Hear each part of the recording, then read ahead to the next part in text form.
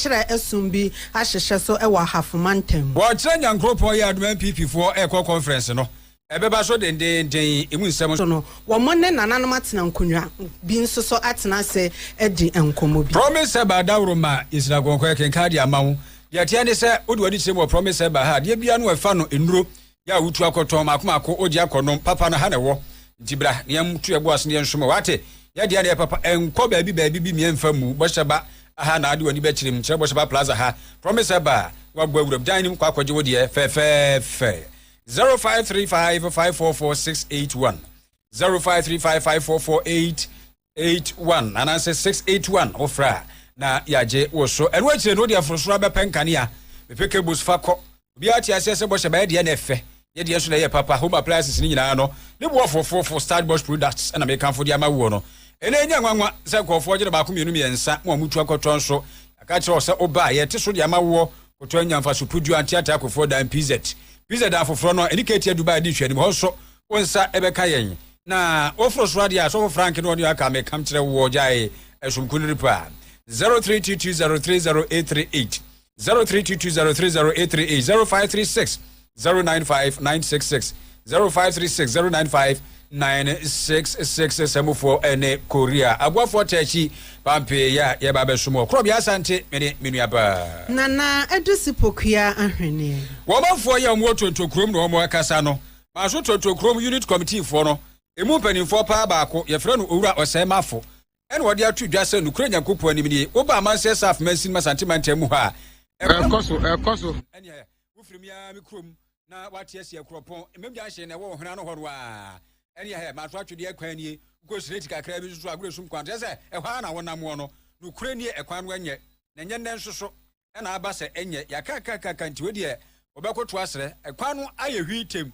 aye wowu amena na saa drop ma hins ne kura no a na ada kwa kufu ado obekɔ ka de ba ye no afa hin enu tie ne manimu ya ye mfa mesi akwan no so na ye hwe esiesie se be ya akwan no ebetumi ada so ma nkɔfo etumi di ahye firi oso sanse ekwan yi se ya chefuru kwamponche emre so pani ne semudi ka de tu ya ni mu ne nse hwe ye kwan ya maso ban ye nam so ya hokesi a enam ba ko o maso am ye kwan se aban ko aban ba bias ba promise a de mai ji hu hwe na nse ko di ya ye ne committee ya na bo modern e twa so ho people kesi ya mo furu ba ya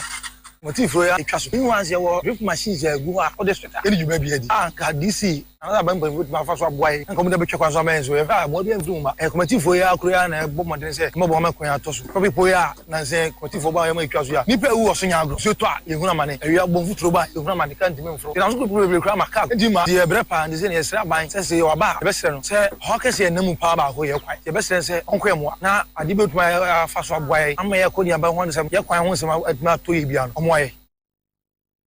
enti osemafo wieye no ena omafo patem chese we de mema no de entuma esi woma sene pa twa kukudu asi wombo so obehwe nti omde abasobɔ ema unit committee fo asabe oma no abirimu se kwan no anya enu nti ehwensiesie no ayi de to abagwe ye besi osonyere na miensa so ye na de mfidie ogu kwan so ye duma so be so miensa obia ne mama nso tututu ma obia ne boko na meka wasa ye o akotokole etwa ma isi anam se yensa agere yentimi ewie ti yebesra ban se oba ma amansasa automatic bo se oba ya asem di obehwe o ya aye kama man ti yesese wanya ba kuma se santro de harde so won kai se see no de how na e no e dos because o ye that no o free that no ba totonkom opo kase bi wo cars ne ba so ka anye so a unti mfamba kumba make ma ka se spectrum phone kwa na e ba bua kunu kakra yetini chokotwera kakra then na e boma as committee chairman ne e chire phone na ya omboa amazi pa kwa kakra ba so say juma de wo ye na sa aban san ka ho a ya ne ye na different enti abusuafo eno no manfo ya wo mo tontokrom ne mpatamu omde ade sede atudwa se embemu kwanta titru kwan wanye nti yahwani esiesie enwie no omonsem eno no onimonyamfo ebi bright tema mayor na yamame abom modern akwa mu ewo Tema New Town a wakwa akwansra echese wonomo a omo etete empona no nsuo ni tu womo a enye asem ketwa akoye te se awumena no na ayiji wo honomo ase enimanimu ya mpanyufo anhwe amfo mo na yansi fom a ebetimi de oyo ne kase na aba nchiremu kire se edan be se wo ha ne akire ne nei nsuo no atimi apamo mu nyina afiri ho no mo a enye asem ketewa ewo nkran pumpuni mantem ho no wo kire se wo de ne nan besi fam na wa hwese animu animu ya obetimi de nyama papa egu akwam ama omanfo wo mpo ano ho. The problem has moved beyond families losing their homes and us relocating them to us losing the major infrastructure that makes this a town. And we cannot continue to exist by replacing what we lose. There's no reason why we should lose in the first place and continue to lose. So the urgency of this project right now is not only to protect some residents who you feel you can relocate, but it's to protect essential infrastructure and it's to prevent us from losing our future. So I think that we will re-engage them. There always has to be a cost to our development beyond the initial preoccupation. We want a port, but how does it affect others related and unrelated? And those are the jobs that are yours and mine to call to their attention. We're happy about the port expansion, but we also have a responsibility to make sure that its cost is not to human life and the erosion of a whole people and settlement. Ya maame onimonyamfo ebi bright ena yetin nkan na wakasa wie ye na ape ena ni ama ahyiboi a wono nso so woye ukọ honoma musuaku ahodo no wono ena eda no ewotema honoma woye twerɛtwerɛfo edema wo mo wono nso ede kakra so sei anamo bebre ewo government akwa mejina no me kan say me kan politics me kan as a traditional leader our town. The appeal the past government say on share say on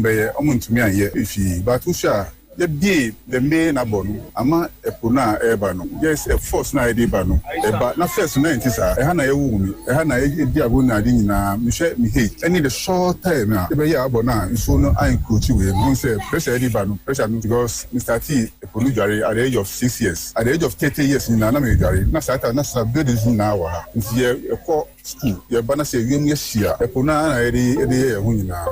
But the thing is, the protection, MRC defense, because we are in yes, roadway try, you know, road BRSC to way. Ni ama ashiboi ena yetin nkan. Yanti simni en samra sante manchemu na de tese aposi fo na etu aman ayi anamobi. Na sante manchemu posi command no makwa akwakire ewura bi efra no charity boachewa. Onye mfie be se aduasa ena Jacob Abeka adusia de onu susu obenya. Yatia ne se sa enro ye dikum ntuntumi kum tonton preko ena ebi dada so ntimu amu promise radio Facebook ene amu promise TV amu hwe ne de entuntum nro ene akwa nu ntrase de aba posi headquarters ya yeti so chi sa nipa mienu yi yatia ne se enro ne nyina so pai enu nti okokoto ko miagu dem fo kafo ana okwhye ko no a ebi ya ne se ne kwabra ne namwana ne hwenim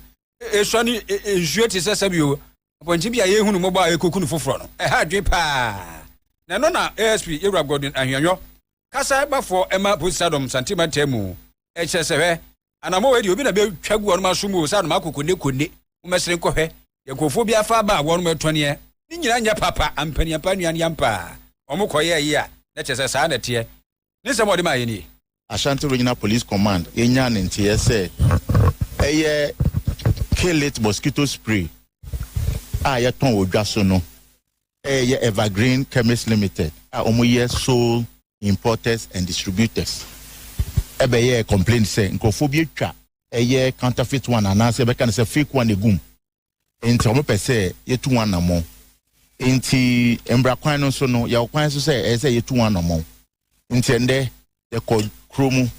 any police personnel kromu any staff from Evergreen Chemist Limited esi abontin so yakoye ne yakoedum any PZ any KNUSC area yakoye no etumi ekochi a suspect mienu suspect no ba kon din de Osiakoto a company ni de Osiakoto Ventures ye suspect ba fake charity boachewa we di 30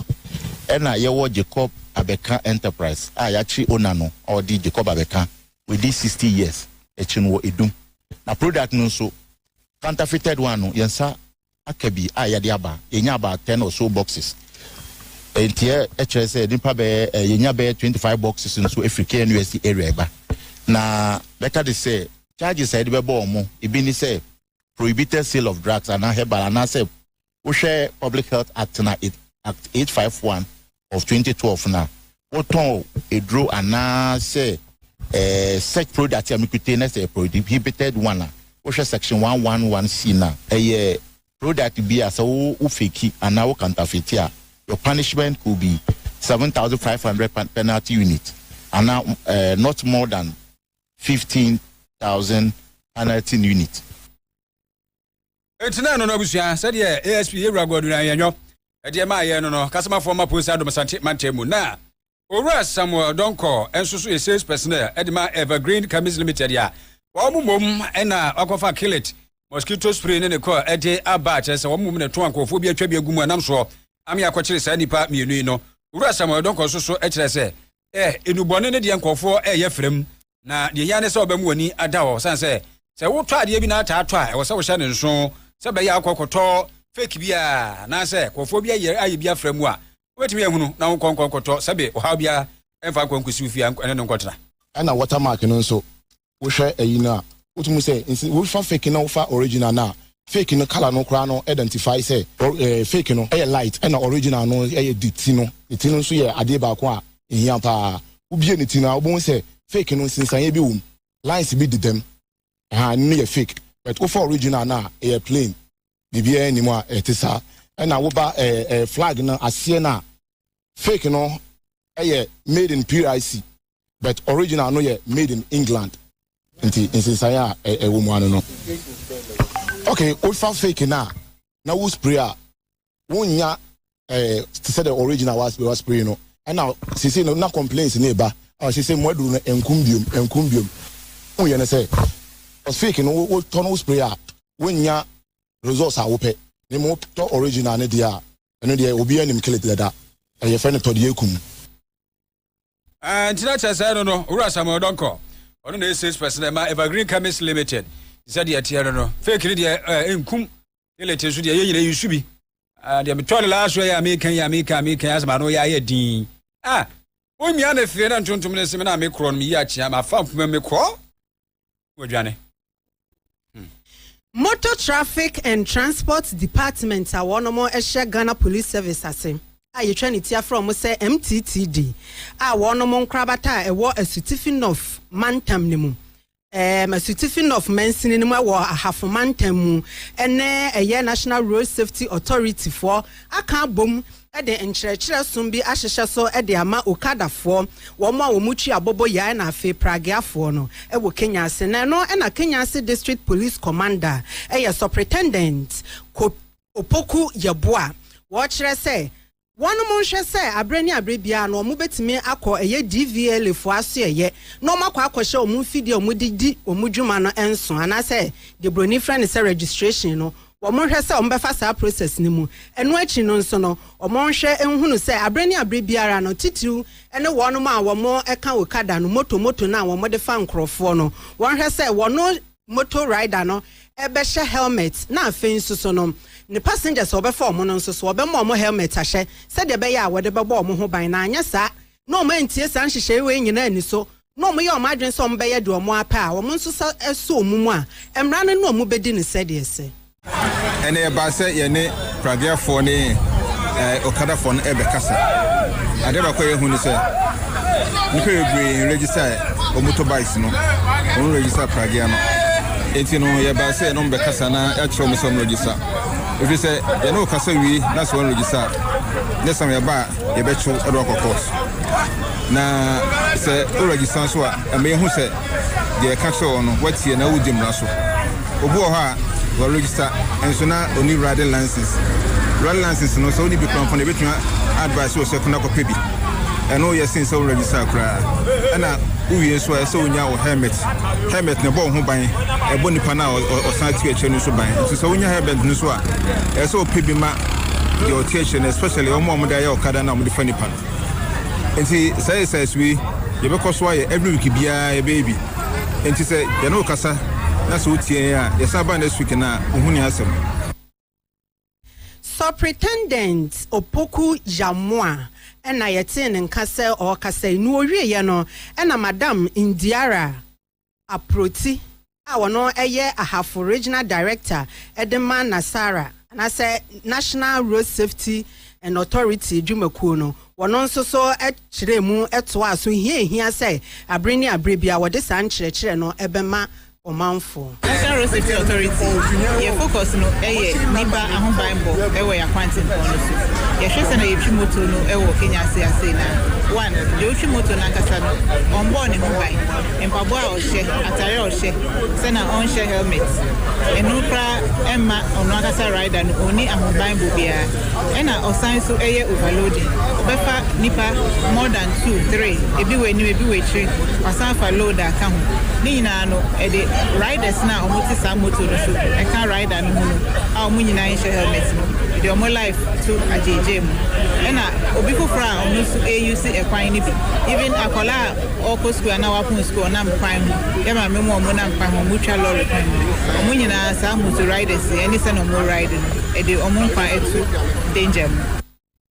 Madam Indiara Aproti ene yetinini da group o ya adome datna NPP amayuku no conference tribupo ne se wonom mamra ya odibu ekuo no okoye kwampo befa so yodi bewuram ne de obeyi afiri mu esisa ya woso ye na bua motimi nwi ya fipimi no ene aduonu nwotwe aba ya beto na empanifo atwetwe wuro bekobi we no kra no hwemu a to ani sia yenefo no besa empimu nsia 6000 delegates de bekwa akotwa hia ewo enkran University of Ghana na fidi ho bia no wo de ahyehye so na akawo bi amamu nkomo no Ikoko bi sai say agwano kra kwapem say Salam Mohammed Mustafa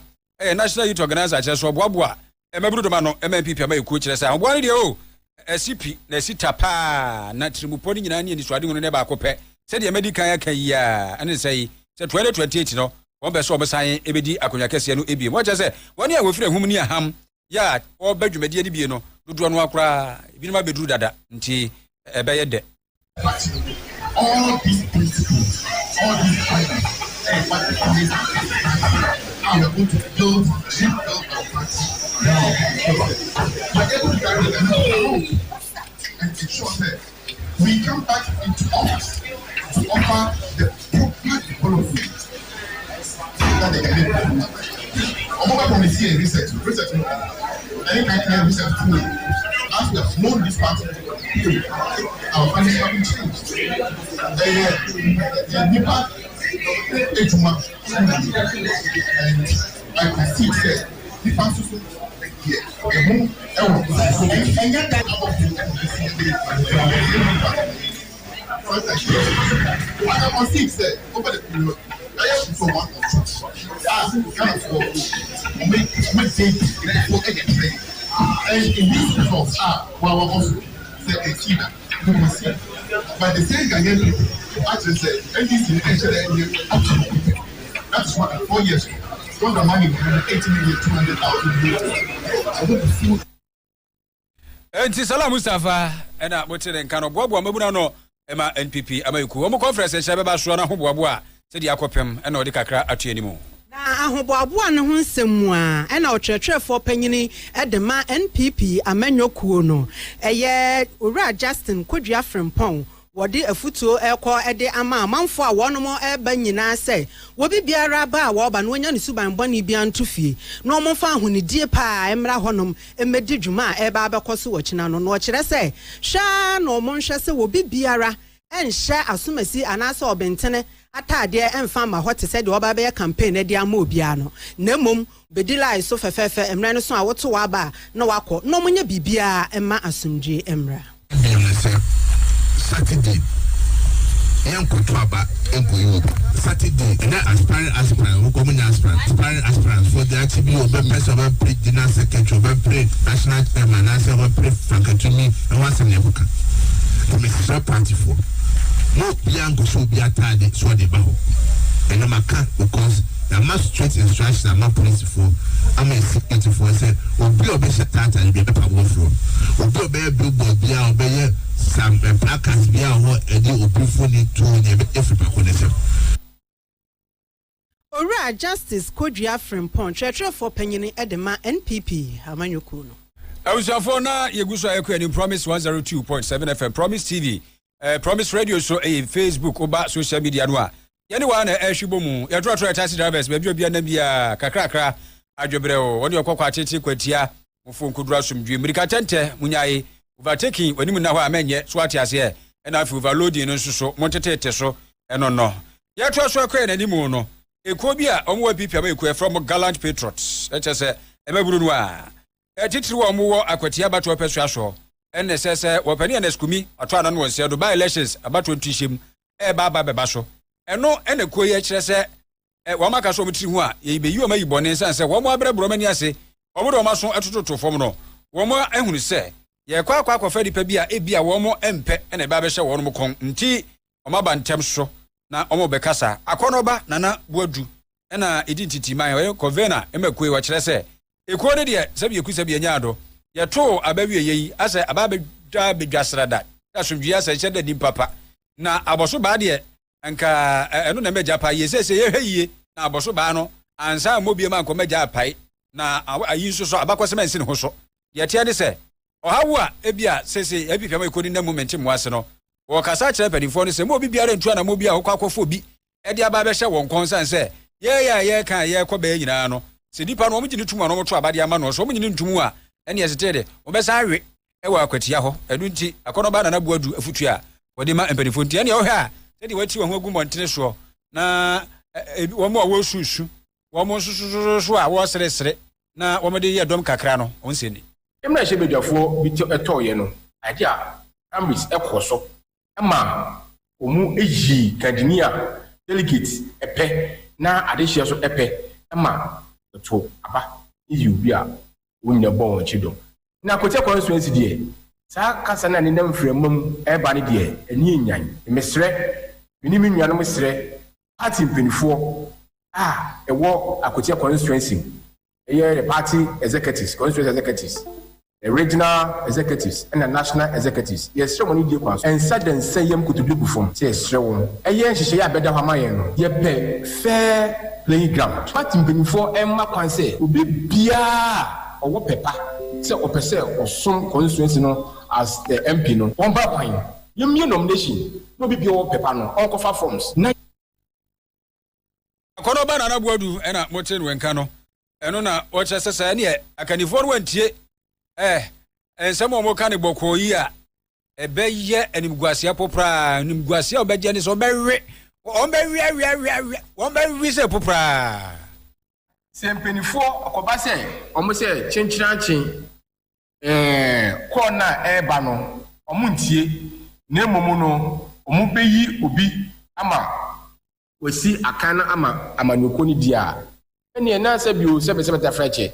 yempenifo anka se ye di party no ekọ oha mu because yesa abufo mu ka sei abufo abuba kote constituency abufo ho mu constituency en na ho se eda ho no ma che se anije and osiri wo mu sa we are facing political challenges in this constituency it's yokobani say grassroots so mu suon say yesre yenko for primaries nenyi okadini maye nyina ye fa yakoma internet na se mpenifo ka se da chinchiran ombehwehwem ayi obi a mate se omo the researchers aba constituency mu stakeholders engagement ahwe obi the popular person na omo de nako it's absolutely not no eni kwan say san hyehyɛ ne kokora anabuadu akonoba na nabuadu ena motin wenka no no ena eku a for gallant patriots MPP ama eku mu akwatia enkomo ene yede ahwemu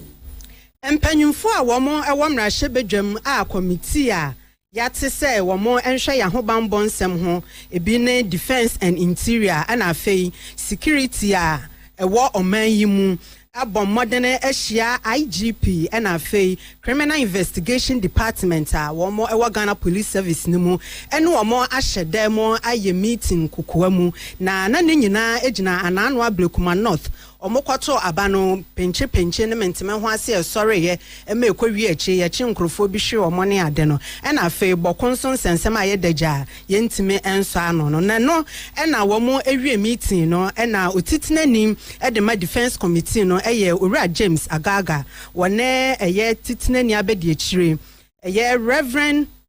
John Intim Fodjo eba abontene hia nsemtwerefo ena omo kire nsem kakra eche yesi. They responded to the incidents that erupted, the violent incidents that erupted in the course of the conduct of the elections at Ablekumanov. We were particularly interested in knowing what steps are being taken to ensure that those who engaged in acts of violence at Ablekumanov are apprehended and dealt with in accordance with law. The ministers and the IGP gave us the assurance that with respect to the Ablekuma elections, they are reviewing some videos which went viral, and in due course, the perpetrators would be arrested and dealt with in accordance with law. We have also had discussions with the ministers and the IGP on Ablekumanov rerun violence. All of us have agreed that we have many elections ahead of us. We don't intend to abandon our democracy anytime, and therefore we don't want situations where ballot boxes will be put at polling stations in the future and the citizenry will be afraid to go out to vote because of violence, and to have a trend where the political party that has the most violent people becomes the winner in presidential or parliamentary elections. Owura James Agaga and afi Reverend Intim Fodjo omama nebo enono. Wasofo ya washa pomedesho ewo mayimu ne opani kwabra minta akando. Wani se twafo bonkomo ne nsem wode atudwa nyina ne se woni a wo ya pomdi adwuma ntitru anasefo ene empembe se aduoso 70,000 a omutifie efie kwadwo hoho ebepem sesebra ha ewase ade omo ekom ya yahodo no kokохwe eye adwuma no enche kura aban ebehwe no atu sa na mo ni nyina nti se watena fie acha akwa to yem opani me kwabra minta akando se ibepustumo na eneda ye woni yedi nkomo no o kire se wo hwe nurses titru kura midwives ya besa busumi insiantem omo de posu wo mo no a bibia dadi se omo de obedi kan akọ afoforo soso a ewa akire eti se pharmacists ahodo a omo soso wo ho bese ahasa aduonu baako yo soso wo ye house officer pharmacist a omo wie suku afia atwamu no onsoso akatua ya ati akamu aban ni guso ye ho adwuma de ndren ya ebetua ede ama wone musoso mo ha mo nsrema mo sentu asunti fifiri na mutrimu enyam de enono kwabra minta akando. Recognize the challenges of over 70,000 qualified health workers currently awaiting employment, but I want to assure you that we are working tirelessly to clear this backlog. In the past 6 months alone, we have successfully finalized the employment process of over 10,000 nurses and midwives, with many more to come. Ladies and gentlemen, I am proud to share that we have taken decisive steps to clear the salary arrears for 321 pharmacist house officers who completed training in 2024, with payments now being processed, while 1,621 qualified pharmacists await permanent employment. We are prioritizing their recruitment as part of strengthening our health workforce. This is just one example of our broader commitment to clearing the backlog across all health worker cadres, ensuring every qualified professional has the chance to serve and strengthen Ghana's health system. Enti opani kwabra minta kando ena mote no kan so afo hwe apomdi so mayi mu nti mo amu ya apomdi adwuma titra na asefo midwife fo ya mo trafie mododo be se empemaduoso 70,000 ye behwe ne afom nyina awura adwuma nim eno no wato aso se we kura so ye ni gisem wo hwe amama ma ko be se dumiensa 13 countries ena omdi abeto Ghana nim se omu hia apomdi adwuma efo nti woto bia okeka ne mabom na ho be so na ba no so asre ha bra ha wo na akoro no na so ko pe ba bia tra no akwa adwuma. To complement government recruitment, we are exploring managed migration and private sector options. Regarding managed migration opportunities, over 13 countries have now expressed interest in recruiting Ghanaian health workers. We are formulating policies to ensure these benefits are fairly distributed to both our health system and our professionals. Furthermore, we are also investing heavily in their professional development and welfare to ensure a motivated and skilled workforce. In this regard, the government has implemented conditions of service agreement with our health unions. No, Penny Cobra Minta Akanto. I was for your share upon this Roma Imu, Ninsem. I don't know. On Monyan for Ernest Kumia. When you're the baby, a crew, I am Rashabedjani, Edema Aquetiano. Ne, a and some ya, Nachese, a year electoral commission. And so a day in Shishaya and near be a Gugu Aquem Sanya Beya, about to ebit me a coso honeno, a can who be my Ahumboaboane and Hunsisi Hunsemuano. Ora Salam Mustafa, our non national youth organizer, at the NPP Amanyokuno, at the Kokobon Sembi Elko at the Amagana Police Service say. Woman shese ahobamba hon semuno ebedimu pa a wentwi bia ma so me your madwene say omo begya niam mutara de a womo NPP for ne de ombefa kwan bia so e de abo womo ho ban. If they were going to kill Chris, they would have killed him in front of the police. These are the things that make people arm themselves. The woman, any catalyst, and the police for they should do what is needed. And that includes giving confidence to Obia. Confidence is important. And the police must restore confidence in all of us that they have the situation under control. Now, to be forewarned is to be forearmed. Salam Mustafa, and you're turning king. I feel you to na ensanfu fromu ye nyina enim se wo pani kwabra adubu ahen na bribi atwam ye director general ema National Signals Bureau ne wasem abba ye ne ya twetwe no a se efasika sam ya ade ye akodi koto ekotire de betre na ne yire hu behwehwem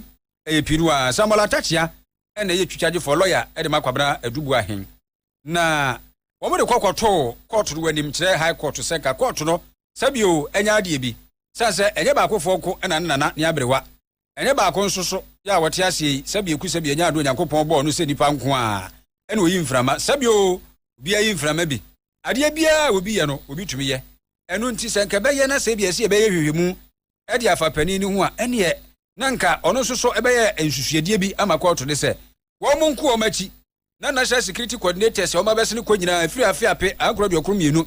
1992 yanhwe na ne woso ate ahwe osu awu yanhwe o mususu nsemu kakra na emu ama nhwemu a o mse wo mo eye de afa opani kwabena edugu ahen ho no entumi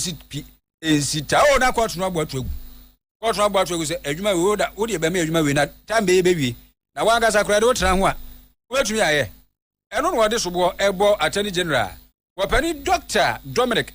Akurentinga ayene se just my trusting pain. I believe that as if we are in an ambulance mood to get these people jailed. I would never withdraw. That's my sense of it.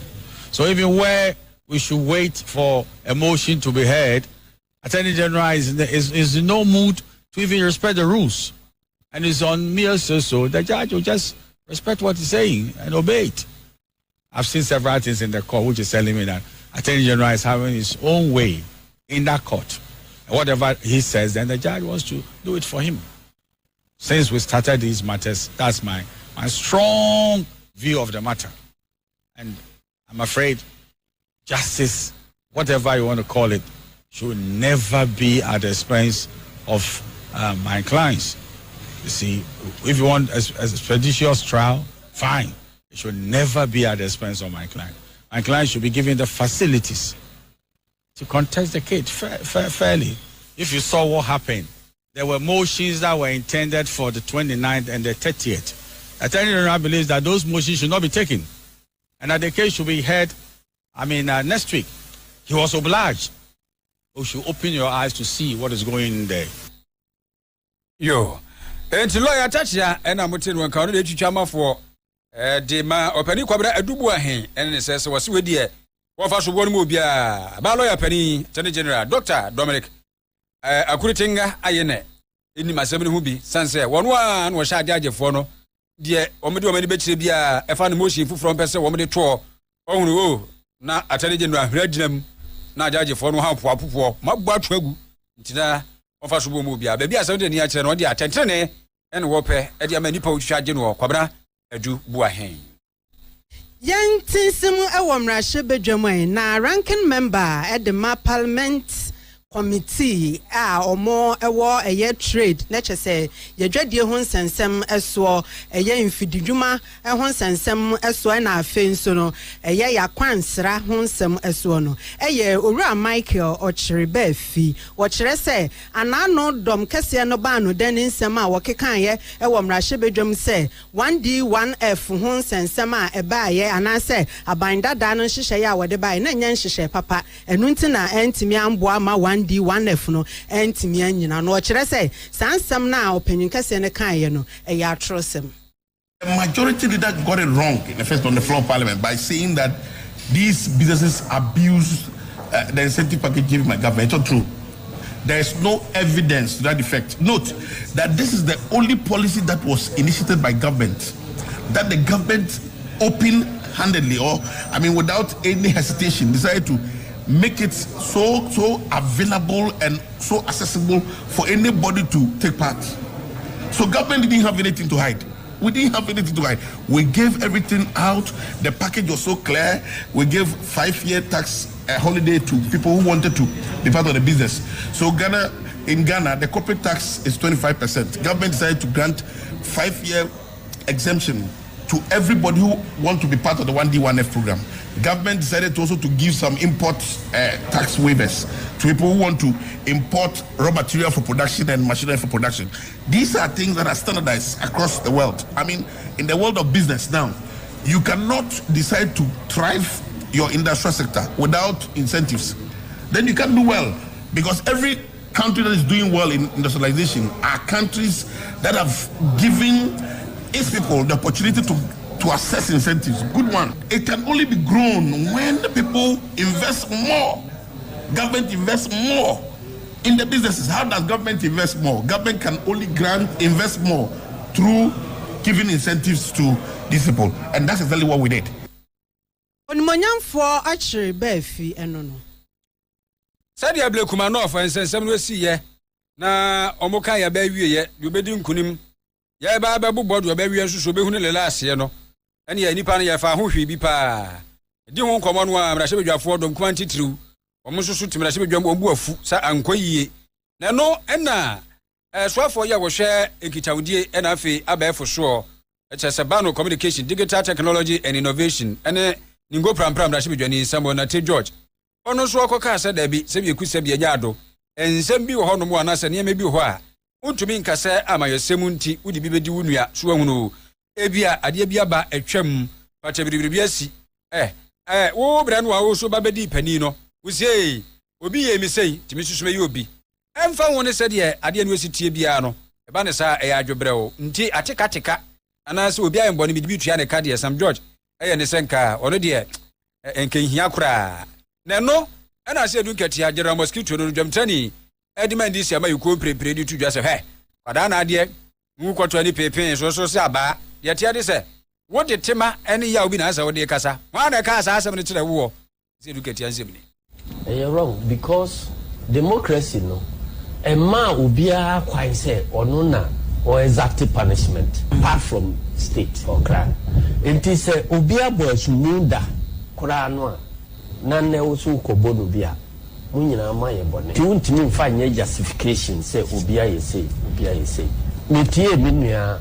Sam George no so kra threaten say we are just the beginning num na da megidi say ono aye victim da enti uputu ho into ne shoes a ebia obeka say odika but o minister of state ne enti wo kasa ese wo kasa as minister of state now to me overcome one kasa feeling no ya me anu abu masum sa enti emotions there to the bia ebeba amwa kan sembi before we be realize it. But I don't think say and only the way to solve the problem and enti no the SSA and say call on the state agencies to do their work. Now, but the state agencies adwuma enkoso no in respect of criminal prosecution no, and not lead to instant justice. Who say obi awia de na manfo atu agu ni so awi omunku no mumono pe. Sa society na nim say criminal justice nya adwuma. Enu nti no ye nyina ye mfa gidi nhye mra adwuma num na ye mamra no enye na adwuma. Aha. Nti opani ase dunkatia ono kwa na aka papa no. Ono na aka papa no. Sa Sam George kan ye no. Ono ne nya adwen. Beka so Sam George. Ene abato ntu nhye bisa ba election se course hwini sum no wadado no kra de say ba elections impo da bi general elections na nkasa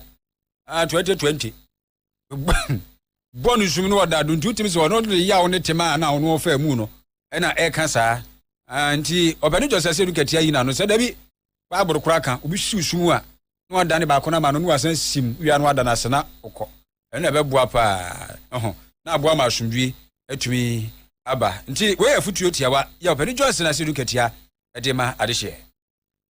yawo enkran pumpuni mantemu na adwadifo a womo ewo circle na chese eye dwadibia esopa won kran pumpuni mantemu baako eno no adwadifo a wo honom no ene o matoto o mo shops nyina mu o mo se wo mo ye oye kire ni nyina na se o mo hwema se de eye temamufo edidwa na eye ahọhọ o mo firi o mo manso etimi atoa yen we kuro mu ha no mabegi yenwuma aboso a omoji yedwa no afiri yensem no na chese ayade bi a akoya ahomete sempa e wo circle ho ne senti no enani omo kire se o matoto mu so mo mie bie da kopem se empanyufo be hya ase asori waka no omo ababe yen hyehe omo se uduru ho no mo a eye Nigeria fo enuanom Nigeria fo yi so mugu ho anie na eba na ye phone ho niam a ye tonton ne laptops a cheso oma gini nyina afiri Ghana fo ne nsem a ne fa kase na wo mo Nigeria fo no ne edi hudwa na no na okasamafo edema eye eku a wo mo ewo ho eye Mobile Phones and Dealers Association ai wo Ghana ha no mo sei no mo panyine ba kon eye Owura Eric Jamfi e kire se empanyimfo fo mo na nsi fo manim anim ye nya sa enye papa ahowo agi adwuma aye ewo sek ha ama edi oha bebre aba ha yesika ashi adwuma bia ye wo sek bia ahowo agi aye eniema ye ton table so ahowo agi aye repair se omo repair phones ahowo agi aye mobile phones wa ye ton ahowo agi aye na adia yakra ne se eye omo ma ye niema ye go Dubai e go China ekofo niema free omo nte omo anga se otwa ye we ye dwai ama adwuma na ye Pakistan fo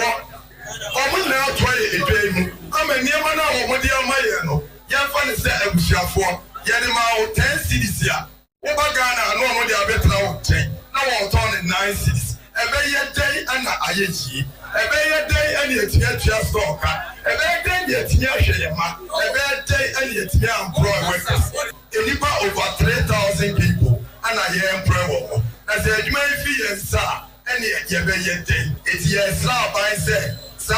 ahowo na wo ti adwuma afa no ye sra ban se ye buano ama na tuase esan se ye wo mra wo ho a eye ho adwuma ye nyina ye ni GPC law emra da ho pefe Otitina ni Edema Mobile Phones Dealers Association. Owura Eric Jamfi ena yete no kwadwoma ochei. Promise 102.7 obusha. TV no so ahwe no Promise TV. Wonso so social media no Promise Radio. Yada mo ase ene mo an ekro. Tufo hene ya wo senya breku na matra konwa sase so. Ene na yi epe kwa obentum ya otoso bienu na wode adesrade ene nhye ema awofo ne ahwefo se wonfa amamra ni amane entete womma na wonya asase bieku amamra ni amane no yehu ne se eye abosomsom no wose ene yato ni nyina gu ama omai ba bia dia ni akire no yakwa akwafa amafoforo so ne amane dia bewurawura ha ama ye ni akase amamra no yato na pe ya ye hyeda kora enhu esem wodi na ye futuo wodi man wo bra no wodi bayre afahye na no woto aso se hwe enkane no amamra ena ye nananom adibu wo man anu nti kwabrani se wudi samoni wudi boni bi kura no a wuni bi ses wa nhwe yie na wokɔkɔfo ha bia ebetumi di susanso bɔne aba abusua no so empo kura no wankasa wasetena wudi bɔne ana ahwe wachi enu tina ɛden pa sakura no bɔ basa ewudie basa eniema ensamfra emayi asabi adura so drase yi edufo na meme ye hwa ne timi toga tam twongon nyina na nhyeda eni ho eneme wo mo ko mutu se shupi na ekose deche gete sa ne ma nyina no heda ni ho so no kan no ba se so fine esoso ne so bia ni honti na sa ne ma no ekoso ye fa amamra ne amane no hemofra mu bentum bakare ekwa chapel enti mawoba nkofie mawoba enyede menjintum now ya mandi be babon ya kan jifu penfuom nyame mpo ka kire Abraham de onkwana onkafa ne ba onkunna nyedo ontweni ti no mfa mogya na ye sacrifice for man also nation obno so man ye na egwan mi siwo egwan no hye true no mu fa ye ti na bi so ye egwan se ni ye ya ye ne kompano ye de ne ba ye man egwan ko ye de ne tena wa ye se ye twako ye de bunu do fi ye de man ti bible mumpo owom nti ye amandi I say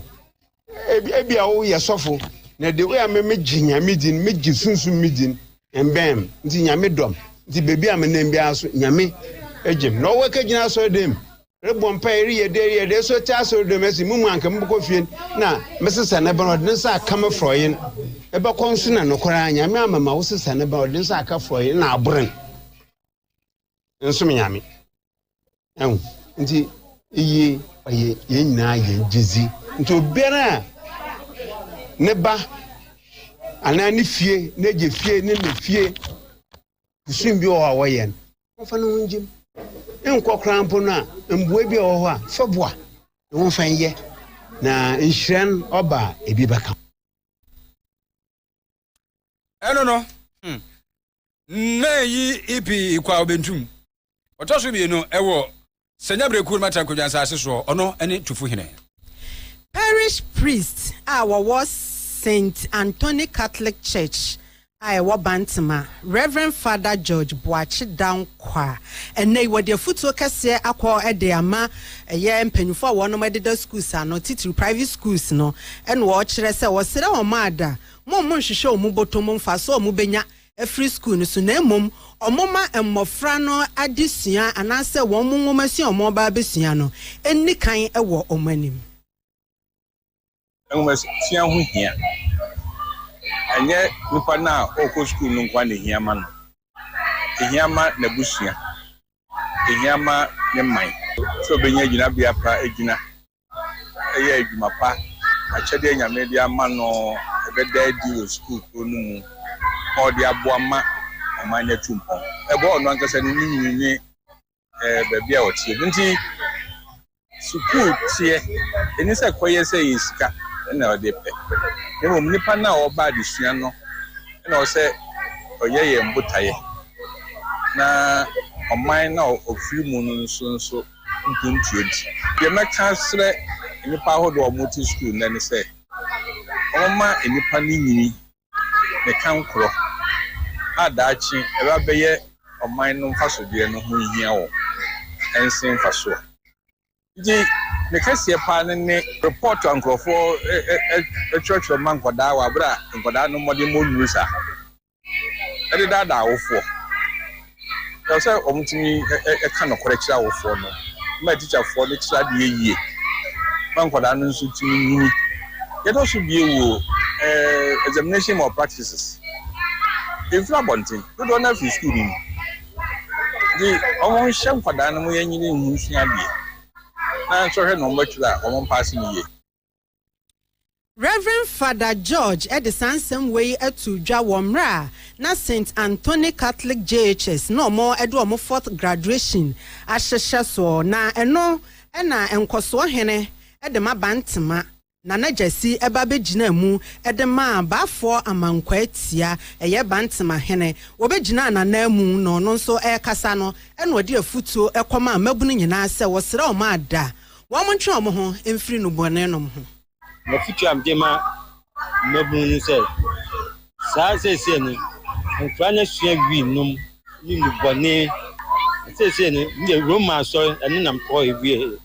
no aso na ese mko aso rano omuma omawofo emre enu ase the school na omowie you know this omba court trefi asa ato aso omumfa wi mubani bia emma omakwam no munyina omunko school e bia na wo beye mampanyi na bedi akire na beye hene na wo ya kra boni a ebi aboku bia no ensi wiye na bikra ofie kra na ahenie wo nyema beye nyema basa na beye nti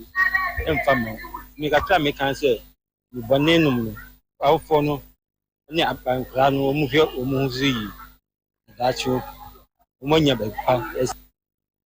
Nana Jesse nkoso hene a wo bantema na no si ya pe na headmistress Madam Angela Boatema enso so ede kakra eso so a wode afutuo ekoye ede man mofra wo mawie school ni se wawie JHS no nkyere se wawie school enti kwaso ane sua ade free se de aka wanim ene dos 110 ye graduate wo mu we ka ho a ye graduation aye etoso 9 enam covid ntimi ye twa bi hye mu wo be etim ne se ye pese ehunu se wo man asore no enkwada ekọ school wo hono mo no ekwan a ye fa so tete wo mo no ene ehun fa so dia community no enya wo wie JHS antre se wo wie school ye di wani mu na doso ye fa sa se go bi si dan no we ye foundation omolentin ene ne moso nyandu ho ti yakasa twa mo se omo kontine fie na kakra yi omo books na omo sua mu no wa ha no mo mo tu omo koso ensua enkenkan na nento aso ene wo SHS no so mo yesa omo kodu wa adesua bie ne wa ebu so mo SHS wa omo ntimi enye omo mfo mo ho mo ayonkofo mo meya nkwala bone mo nkoto inuboni numu mo sankoye ema ne me masem na mo omo ani nkoma disua ho na daachi no empeje omo nkodu pempem so bi mo ye daachi ye mpanyimfo a eba wo mani ye mebe sre ba ko ne se ye hia nkonwa pa ma ye nkwala no eni ye teacher fo afen so books ankwala no esua mo so ya na ye wo hawo eni ye di dwuma bi se ni so a ya na sika samo den ma ye efi se ye nyi sika lo school ni awofo na be so ya sene no so a ya na emma ya na ya sere ti sa nso a na ye se ye ya nkasa se ye de boyo ye di ye se pese dwuma die ni eyefe eno nti ya how pa ye nyam eni sa na ma me se ya se ye kan wasem Headmistress Madam Angela Boatema no na ne kwakwa mu na yenhwe NPP amayukum bim ya tia ne se mampani na da kwa kufuado akotena fie na wabu nkompo ahwenachi woni NPP amayukoru mpanimfo bi akwa akohia na se nkomo akoso pa wabusuafo wapani Steven Asamoah Boatin asabi ene kasai onso so de NPP panimfo no wodi ba akotere pa anti waka Asamoah chese no kure wase mampani da kwa kufuado pa akwanya woni Ghanafo ebedi mpuni mpu na fe aseda chechereche aba etoso biem achew papa ya hye azontoche wodi ama Ghana de hye se de akoso bia fa no ntwedi NPP fo di ye Ghana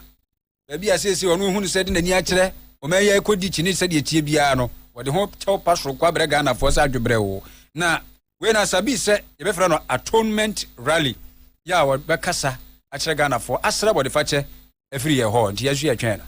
ye koye okasa ansana e opina pse mbema su dukum osu abontene ena o se ye nyina ye pempu yakoto ade na twe o se ade we ye susu se bekosa but the magnitude of the defeat no e embarrassing e humiliating se ye lutumi lusu sisi like sekendi etumi lusu yendi do ma ye nyabi Sunyane boy afi o say very very humble na I say ya hwie nsu nyagu nyina so na etie no din obi ankasa wo na o say nyina we are church na ono a oda ya no in fact, we should all accept the responsibility. Or now or die, no. He takes the greatest blame. He takes the greatest responsibility, and we should all be humble enough to tell our people, say, President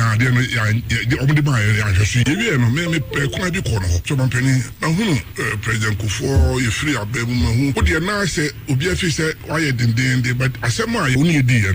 Watch, I say, I say, now, lessons, now, they say, once what you are tools, I may penny, now, also Pekon, they catch the gun for, and I say, catch the party manupu. Or Tiasia, they won't come on, I'm soon, won't call when you're sad, but Modiana Kuhun, your penny, President Kufo. Because one on my in a jumper or Pemre or Coho. Say Eastern. Timiso or no call Yawad and Monday, Mission CHD. I'm called for coffee. And also can Muslim Bakumi no bitch them. And I'm saying that Yamias say Muna Maja to my cause also a penny. Bomochi Jeffrey George Bakacho said that chapter die. I want an hour, but was you was who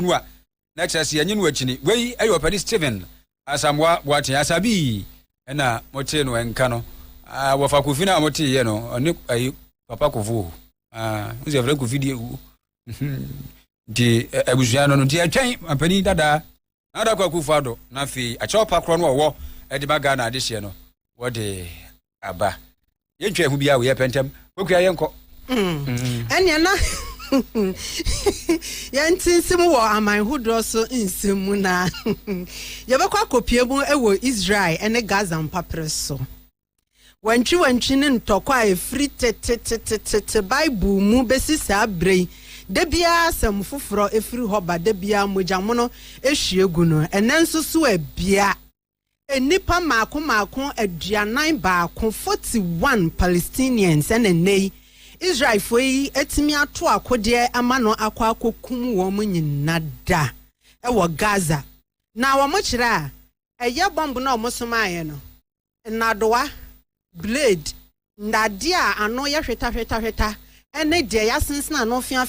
na se o masese agumu enti se tu se dimayawa e wo piepie wo mu asinesini ama se no kopie mu kora wo chese Gaza wo mo aya resabie wo ho no mu a doctor for no mpo omu hu de ese so mo edikan eso ne mu se o mo hwe no enti se na adwe na o mafa ne se ye de wo ba na wo a wo de na no odin pa no ni ahwe na wo so ye hwe na obewu a na chese ye ja wato honom ni akwa akohwe de ne de no ano nya din a ebetimi ede no abankwam we nyina gina so bi ama sesei omo hospitals no kra ye ma enem nasa hospital ye bo akire a ye de amanfo ekọ honom na chese de free Israel ene Gaza eba enonom e just nkofo no ye ntwakwan sa ye free Gaza papreso ye mra ebepie mu e we Syria o ma sa de agba ni obusuafo Drus eni bedionfo no musuakuo mienu omonte omowaso opatem okra ewo Sudia province kan sa no na chese Syria no ya ka senka omonno masundwa buam wo fa tubra ne ensekan bibibia da omde ko enhu ho na nsome ka sei pani kohwe ena jaddemu no to kobirika nipa ewuo anya asam ketua na Nuruddin Baba ena wodi nsemu yi eto yananimu abusuafo Japan Oniani Kofi inti ye sori akọ na fe adwumu twom papa bi ye de aka ato aso Promise 102.7 na fe Promise TV anwumre de e fasida e masamufo Korea on the same ema efia hanso ye fasida no ema wo agaspa ne ba papa sara da fish inti eja ye be fan sa papa sara da fish we do birthday I didn't birthday na no ye wa ma me okotra mikli Mimi nyina hantwen uduru hanom yesi anaju 2 o'clock o sera goduru fi me o sera me agaspa ne ba she papa sera da efes o papa te o ba mi ate agaspa de ko ye no ntina chese eno no krista be opodazi agaspa ne ba dosi ansoso ewa ha akaba akubi ada oka ba akubi o mo kwadua bro wafom no mu tuam na ne nsabuoma wa sagum atwo we ye bro pa sase package sase no wa mo he na e wa so mo sa fa akire etutuam na ni nyina no azeze agaspa ne pa e ba na timi ye saade what ase bia ne ho bio afeji me clefa on so boy achi adom na Docas dwa mo atem so ho nyina abɔ adwuma pa progress abɔ adwuma wa ene de wanko control room man twa onwuma do so ko bia santini meni menu aba nana edisi pokua ahwenne